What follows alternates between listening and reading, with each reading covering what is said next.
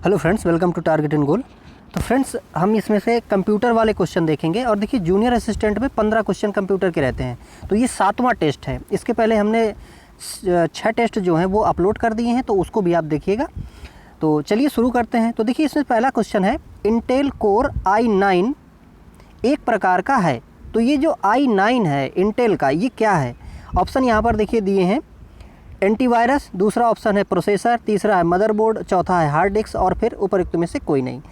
तो देखिए ये जो इंटेल आई कोर 9 है, ये है हमारा क्या, प्रोसेसर। प्रोसेसर क्या होता है? देखिए प्रोसेसर से नाम से ही देखिए पढ़ा है, पता चल रहा है, जो प्रोसेस करे उसको हम यहाँ पर प्रोसेसर कहते हैं। अब प्रोसेसर देखिए जिसको हम सीपीयू भी यहाँ पर कहते हैं, तो सीपीयू में प्रोसेसर जो होता है ये मेन पार्ट ही उसका होता है, क्योंकि हम कंप्यूटर में जो भी इंस्ट्रक्शंस देते हैं, जो भी डेटा देते हैं, तो उसको प्रोसेस करने का जो काम होता है वो इसी प्रोसेसर के द्वारा किया जाता है। अगला देखिए प्रश्न है यहाँ पर, सॉफ्टवेयर एप्लीकेशन के संदर्भ में CRM क्या है या CRM का अर्थ क्या है? तो देखिए यहाँ पर एप्लीकेशन सॉफ्टवेयर जो होते हैं, तो सॉफ्टवेयर भाई दो प्रकार के हैं होते हैं, एक सिस्टम सॉफ्टवेयर, दूसरा एप्लीकेशन सॉफ्टवेयर। तो एप्लीकेशन सॉफ्टवेयर में CRM क्या है, ठीक है, या फिर इसका अर्थ क्या है? ऑप्शन देखिए यहाँ पर दिए हैं, कस्टमर रिलेटिव मीट, दूसरा ऑप्शन है यहाँ पर चैनल रूट मार्केट, तीसरा ऑप्शन है कस्टमर रिलेशनशिप मैनेजमेंट, चौथा ऑप्शन है कस्टमर रिटेंशन मैनेजमेंट और फिर है उपरोक्त में से कोई नहीं। तो देखिए यहाँ पर ये इसका ऑप्शन सही है, कस्टमर रिलेशनशिप मैनेजमेंट। तो देखिए क्या होता है कि जो बड़ी बड़ी फर्म्स होती हैं, कंपनी होती हैं, वो क्या करती हैं कि जो कस्टमर होते हैं उनकी पसंद के हिसाब से उसका जो डेटा है उसका कलेक्शन करते हैं। डेटा का कलेक्शन इसलिए करते हैं क्योंकि वो जिस प्रकार की उनकी रिक्वायरमेंट हो, उस रिक्वायरमेंट को फुलफ़िल कर सकें आगे। इसके लिए CRM यानी कि एप्लीकेशन सॉफ्टवेयर CRM जो है, इसका उपयोग किया जाता है, जिसका अर्थ होता है यहाँ पर कस्टमर रिलेशनशिप मैनेजमेंट, ठीक है। अगला देखिए प्रश्न है, पूर्व निर्धारित मानों के आधार पर स्वचालित रूप से फॉर्म आदि भरने वाली सुविधा को कहा जाता है। ऑप्शन है देखिए ऑटोफिल, दूसरा ऑप्शन है इंटेल फिल, तीसरा ऑप्शन है फिलर, चौथा ऑप्शन यहाँ पर दिया है फिलअप और फिर है उपरोक्त में से कोई नहीं। तो देखिए क्या होता है कि जब भी आप कोई फॉर्म भरते हैं, तो अगर कोई इन्फॉर्मेशन आप पहले भर चुके होते हैं, तो वो इन्फॉर्मेशन उसमें ऑटोमेटिकली फिल हो जाती है। इस प्रक्रिया को हम क्या कहते हैं, ऑटोफिल, ठीक है। यानी पहला ऑप्शन जो है अपना सही है। इसी हिसाब से देखिए आप जब भी मान लीजिए कि किसी भी आप मान लीजिए फॉर्म ही डालते हैं, जैसे आप किसी एग्ज़ाम के लिए ही फॉर्म डालते हैं, तो हमारा जो ब्राउज़र होता है, ब्राउज़र क्या करता है कि उस डेटा को यहाँ पर स्टोर करके या सेव करके रखता है। जब भी हम उससे रिलेटेड कोई भी इन्फॉर्मेशन फिल करते हैं, तो जैसे पहला कैरेक्टर फिल करते हैं, वैसे ही वो पूरी की पूरी इन्फॉर्मेशन जो है यहाँ पर फिल होने लगती है। इसी को हम ऑटोफिल नाम से जानते हैं। ऑटोफिल में देखिए कई बार जैसे आप अपना फेसबुक है या अन्य जो भी एप्लीकेशन सॉफ्टवेयर हैं या अन्य मीडिया हैं, उन पे आप क्या करते हैं कि एक बार लॉगिन कर लेते हैं, फिर बार बार आप लॉगिन नहीं करते हैं, उसमें पासवर्ड नहीं डालते हैं, तो वो ऑटोफिल से उस सॉफ्टवेयर में से क्या होता है कि वो जो सेव होता है हमारा डेटा, उसको वो फिल कर लेता है और आगे प्रक्रिया में दे देता है। अगला देखिए प्रश्न है, MS एक्सेल 2019 में प्रोटेक्टेड वर्कशीट पर निम्नलिखित में से किस संचालन की अनुमति नहीं है? ऑप्शन देखिए यहाँ पर है, एक कॉलम सम्मिलित करना, दूसरा है फॉर्मेट सेल्स, तीसरा है डिलीट द वर्कशीट और चौथा ऑप्शन है यहाँ पर एक रो सम्मिलित करना, फिर है उपरोक्त में से कोई नहीं। तो देखिए MS एक्सेल जो है, इसमें 2019 का जो वर्जन है, इसमें से जो प्रोटेक्टेड वर्कशीट है, इसमें से क्या उसमें से शामिल नहीं है? इसमें से नहीं शामिल है देखिए डिलीट द वर्कशीट। तो डिलीट द वर्कशीट जो है इसमें से शामिल नहीं है, बाकी जो है इसमें से क्या है कि शामिल है। अगला देखिए प्रश्न है, देखिए प्रश्न यहाँ पर दिया है कि पहला ब्लैंक स्पेस, फिर दिया है के बिना प्रणाली यानी सिस्टम संचालित नहीं हो सकता है। ऑप्शन देखिए यहाँ पर दिए हैं, मदरबोर्ड, दूसरा है कीबोर्ड, तीसरा ऑप्शन है स्पीकर्स, चौथा माउस और फिर है उपरोक्त में से कोई नहीं। तो देखिए किसके बिना, यानी कि मदरबोर्ड जो होता है, मदरबोर्ड के बिना अपना जो सिस्टम है यानी कंप्यूटर है, ये ऑपरेट नहीं हो सकता है या फिर इसमें से जो आगे प्रक्रिया नहीं हो सकती, क्योंकि मदरबोर्ड ही देखिए सारी चीज़ों को, जैसे आप अगर सीपीयू को खोलें उसमें एक ये प्लेट होगा जो मदरबोर्ड होगा। इस मदरबोर्ड में आपको रैम मिल जाएगा, प्रोसेसर मिल जाएगा, अन्य जो भी डिवाइसेस हैं रोम मिल जाएगा। ये सारी डिवाइसेस जो हैं इस मदरबोर्ड से लगी होती हैं। तो मदरबोर्ड के बिना जो हमारा सिस्टम है यानी कि कंप्यूटर है वो संचालित नहीं हो सकता, यानी उसमें से प्रोसेस नहीं हो सकती है। ठीक है, अगला देखिए प्रश्न यहाँ पर पूछा गया है, निम्नलिखित में से कौन उचित प्रकार का इम्पैक्ट प्रिंटर नहीं है।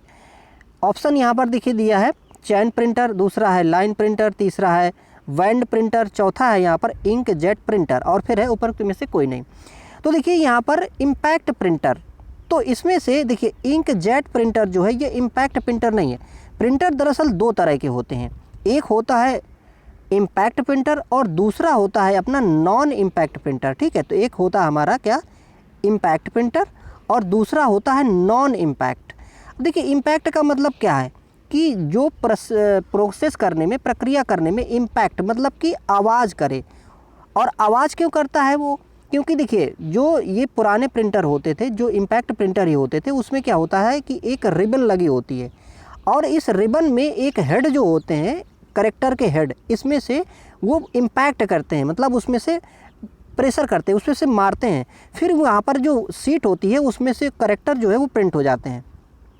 लेकिन जो नॉन इम्पैक्ट प्रिंटर होते हैं इसमें से क्या है कि आवाज़ नहीं होती है। तो जो नए प्रिंटर अभी आ रहे होते हैं वो सारे प्रिंटर जो हैं कैसे होते हैं कि यहाँ पर इंकजेट प्रिंटर या फिर नॉन इम्पैक्ट प्रिंटर होते हैं।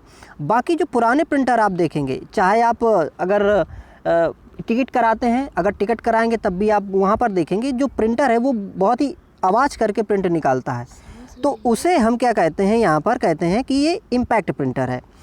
ठीक है, अगला देखिए प्रश्न क्या है। अगला प्रश्न है देखिए कि निम्नलिखित में से कौन सी लाइनेक्स सिस्टम की विशेषता है।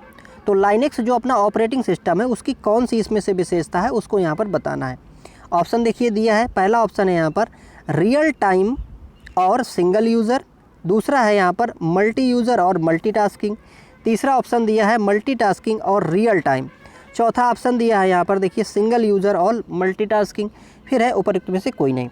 तो लाइनेक्स जो है अपना देखिए ये कैसा है, ये है देखिए यहाँ पर कि मल्टी यहाँ पर यूज़र है और मल्टीटास्किंग है। मल्टी यूज़र का क्या मतलब होता है, देखिए ऐसा प्रोग्राम जिसमें से कई यूज़र एट ए टाइम क्या कर सकेंगे, लॉगिन कर सकें, उसमें काम कर सकें, उसको हम कहते हैं यहाँ पर मल्टी यूज़र। और मल्टीटास्किंग का मतलब होता है कि जो हमारा प्रोसेसर है वो एट ए टाइम कई काम कर रहा है, उसको हम यहाँ पर मल्टीटास्किंग कहते हैं। तो जो हमारा ये लाइनेक्स ऑपरेटिंग सिस्टम है ये कैसे काम करता है, ये काम करता है देखिए मल्टी यूज़र।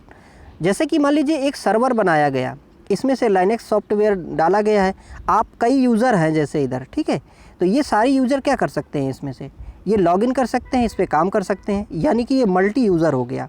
दूसरी चीज़ मल्टीटास्किंग, इसका जो देखिए सॉफ्टवेयर होता है या फिर कहें कि इसका जो कोर होता है, ऑपरेटिंग सिस्टम होता है, वो at a time multi operation perform करता है। तो वो मल्टी ऑपरेशन परफॉर्म करने की वजह से इसको हम मल्टीटास्किंग भी कहते हैं। और देखिए जो लाइनेक्स ऑपरेटिंग सिस्टम है, लाइनेक्स ऑपरेटिंग सिस्टम जो है ये है हमारा ओपन सोर्स। ओपन सोर्स का मतलब ये होता है कि ये मार्केट में फ्री अवेलेबल है। और दूसरी चीज़ इसकी जो कोडिंग हुई है, कोडिंग का मतलब जिस लैंग्वेज में ये डिज़ाइन किया गया है, लिखा गया है, उसका जो सोर्स कोड है वो सबके लिए उपलब्ध होता है, तो इसको कोई भी आसानी से डाउनलोड कर सकता है। ओपन सोर्स होने का एक फ़ायदा ये भी होता है कि इसमें जो चेंजिंग है वो चेंजिंग प्रत्येक यूज़र इसमें कर सकता है। और जो प्रत्येक प्रोग्रामर है पूरे वर्ल्ड का, तो कोई भी अगर प्रोग्रामर है चाहता है कि इसमें मैं कुछ और बेहतर कर सकता हूं, तो वो उसमें से वो चेंजिंग कर सकता है और उसको रिकमेंड कर सकता है, उसका नाम जो है उसमें से जोड़ दिया जाता है। ठीक है, अगला देखिए प्रश्न है, तत्काल मैसेजिंग एप्लीकेशन जो कि विंडोज़ ओएस में आता है उसे क्या कहा जाता है। यहाँ पर देखिए ऑप्शन दिए हैं, मेंटा मैसेंजर, दूसरा है विंडोज़ चैट, तीसरा है टॉल्क, चौथा यहाँ पर ऑप्शन दिया है माइक्रोसॉफ्ट आउटलुक, और अगला यहाँ पर देखिए उपरोक्त में से कोई नहीं। तो तत्काल मैसेजिंग एप्लीकेशन के बारे में यहाँ पर देखेंगे तो ये यहाँ पर जो ऑप्शन अपना सही होगा ये उपरोक्त में से कोई नहीं सही होगा। क्यों? क्योंकि अगर यहाँ पर देखिए, अगर तत्काल मैसेजिंग एप्लीकेशन आप यूज़ कर रहे हैं विंडोज़ ओएस में, तो उसके लिए जो हमें यूज़ करना होता है वो माइक्रोसॉफ्ट मैसेंजर यूज करना होता है, ठीक है। तो माइक्रोसॉफ्ट मैसेंजर जो है ये तत्काल मैसेजिंग के लिए हमें यूज़ होता है। अगला प्रश्न देखिए है, विंडोज़ मैक्सिमाइज़ करने का क्या अर्थ होता है। तो देखिए, जब भी आप अपना कंप्यूटर खोलते हैं तो कोई अगर विंडो खोलते हैं तो उसके यहाँ पर आपको 3 तरह के वो मिलते हैं। एक तो इस तरह का मिलेगा, दूसरा आपको इस तरह कुछ मिलेगा, एक क्रॉस का मिलेगा। तो देखिए, ये होता है मिनिमाइज़ का ऑप्शन, ये होता है मैक्सिमाइज़ का, और ये होता है क्लोज़ का। तो इसमें देखिए, ये मैक्सिमाइज़ जब आप यहाँ पर क्लिक करते हैं तो विंडो जो है ये क्या होती है, पूरे के पूरे डेस्कटॉप में विंडो खुल जाती है। तो देखिए, इन्हीं ऑप्शनों में से एक होगा। ऑप्शन देखिए क्या है, पहला दिया है कि कैपेसिटी तक भरना, दूसरा है इतना एक्सपेंड करना कि डेस्कटॉप में फिट हो जाए। तो यही ऑप्शन इसका सही होगा कि हमारी जो विंडो खुली है वो विंडो अगर हम चाहते हैं कि पूरे के पूरे डेस्कटॉप में क्या हो जाए कि वो ओपन हो जाए, तो वहाँ पर हम यूज़ कर देंगे इसका मैक्सिमाइज़ का, ठीक है। अगला देखिए प्रश्न है, कैल्क स्प्रेडशीट के किसी सेल के कॉलम, लेटर और रो के नंबर का कॉम्बिनेशन क्या कहलाता है। तो देखिए, जो एक्सप्रेस शीट होती है ना अपनी, ये रो और कॉलम से मिलके बनी होती है, इस तरह से होती है ये। तो देखिए, इसमें ये कह रहा है भाई कि जो यहाँ पर इसके जो कॉलम होते हैं, ये कॉलम, ये इन कॉलम को डिनोट किया जाता है लेटर्स से। जैसे हमने दे दिया ए, है ना, बी, ऐसे सी, और नीचे मान लीजिए कि ये जो हैं हमने यहाँ पर इनको दे दिया, नंबरिंग दे दी 1 2 ऐसे कर दिया। अब इसमें से अगर कॉलम का लेटर और रो का नंबर, इन दोनों का अगर कॉम्बिनेशन किया जाए तो इसको क्या कहेंगे, यही पूछ रहा है।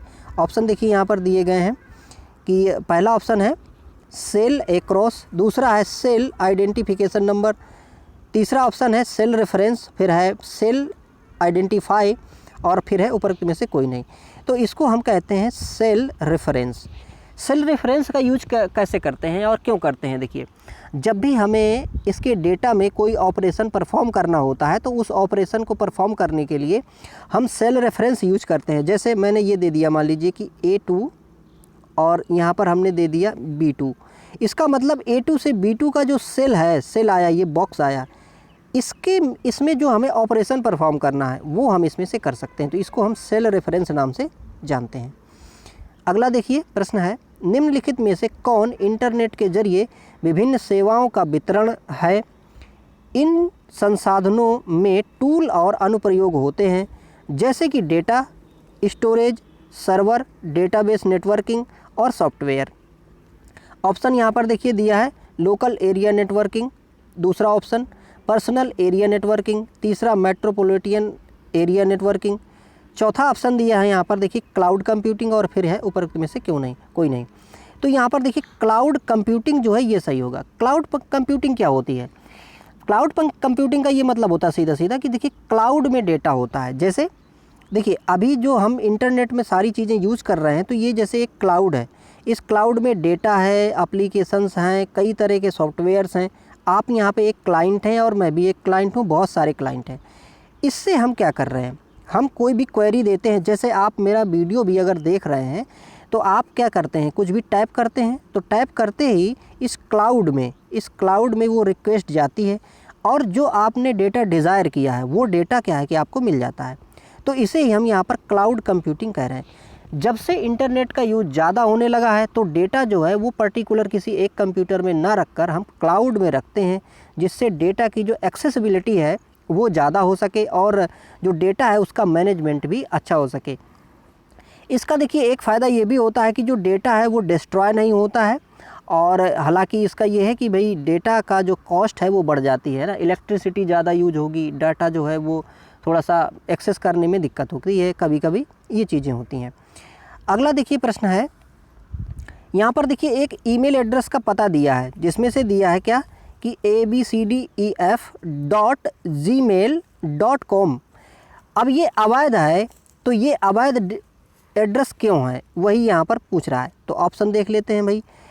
ऑप्शन यहाँ पर दिया है देखिए कि एक संख्यात्मक वर्ण इसमें से मिस है, दूसरा है यहाँ पर अधिकतम एक बिंदु मतलब एक डॉट से ज़्यादा यहाँ पर ज़्यादा है, ये मिस है, ये चीज़ गलत है।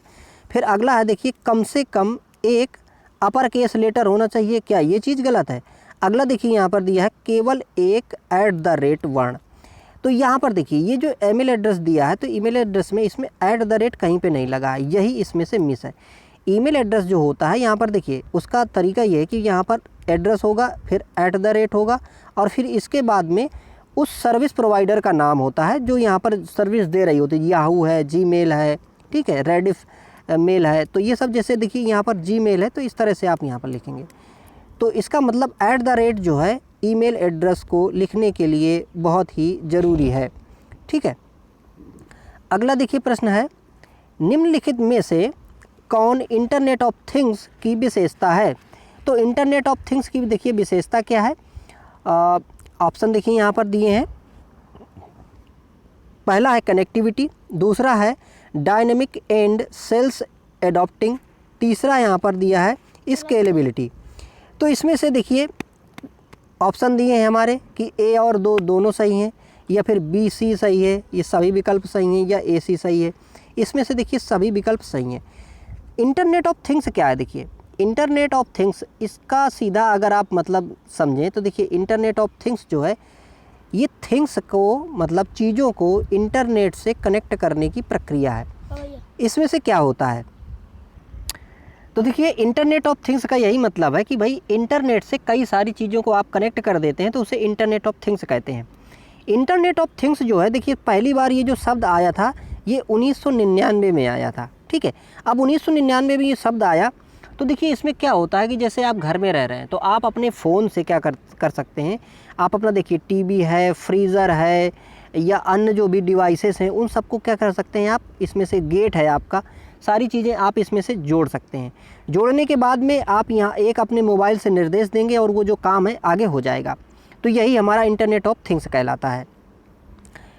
तो इसमें से देखिए ये सारी चीज़ें जो हैं यहाँ पर होनी चाहिए भाई। इंटरनेट ऑफ थिंग्स में कनेक्टिविटी होना चाहिए, डायनेमिक एंड सेल्फ एडॉप्टिंग होनी चाहिए, स्केलेबिलिटी होनी चाहिए, ये सारी चीज़ें इसमें होनी चाहिए।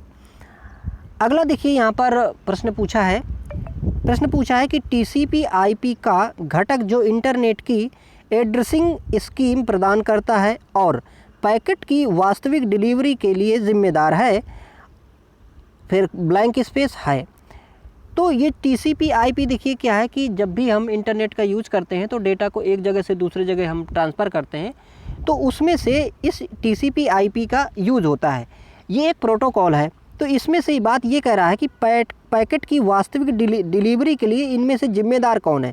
ऑप्शन देखिए यहाँ पर दिया है कि TCP, दूसरा है IP, फिर नेटवर्क परत, और फिर है अनुप्रयोग परत, इस तरह से करके। तो इसमें से देखिए क्या है कि ये IP इंटरनेट प्रोटोकॉल जो है यहाँ पर, तो ये देखिए ये महत्वपूर्ण होता है। इसलिए महत्वपूर्ण होता है क्योंकि जब भी हम क्या करते हैं कि डेटा एक जगह से दूसरी जगह भेजते हैं, तो ये जो TCP है इसको कहते हैं ट्रांसमिशन कंट्रोल प्रोटोकॉल। ये बात सुनिश्चित करता है कि भाई डेटा जो है, पैकेट्स जो है वो पहुंचने चाहिए, अगर नहीं पहुंच रहे हैं तो मतलब दोबारा से भेज देगा। और IP जो यहाँ पर करता है कि भाई डेटा जहाँ जाना है वहाँ पे गया कि नहीं गया, ठीक है। वास्तविक डिलीवरी के लिए IP जो है यहाँ पर जिम्मेदार होता है। अगला प्रश्न देखिए जो कि लास्ट प्रश्न होगा। देखिए इसका प्रश्न है कि इंटरनेट ऑफ थिंग्स शब्द पहली बार कब प्रयोग किया गया, ठीक है। तो ये देखिए हम चर्चा में आगे ला ही चुके हैं इसके पहले। ऑप्शन देखिए यहाँ पर दिया है कि 1998, दूसरा है 2005, फिर 2000 है, फिर 2001 है, फिर ऊपर में से कोई नहीं। तो देखिए इंटरनेट ऑफ थिंग्स जो है ये कितने में लाया गया था? 1999 में लाया गया था, ठीक है। तो देखिए ये हमने इसके प्रश्न कर लिए हैं। आई होप आपको सारे प्रश्न आ गए होंगे।